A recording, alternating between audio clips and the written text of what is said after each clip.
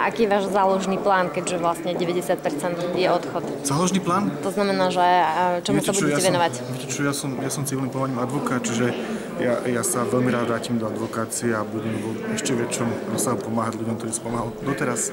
Dobre. To je záložný plán. Ja som bol človek, ktorý bol vždy dosť ako znamení toho, že som nejak veľmi nehľadil do budúcnosti, nie je to dobrá vlastnosť, ale nejak som preplával až po 60 rokoch svojho života, už dáko s tým vydržím. Ak by som sa ja osobne nedostal do parlamentu, tak mám kopec iné roboty, čiže asi by som si...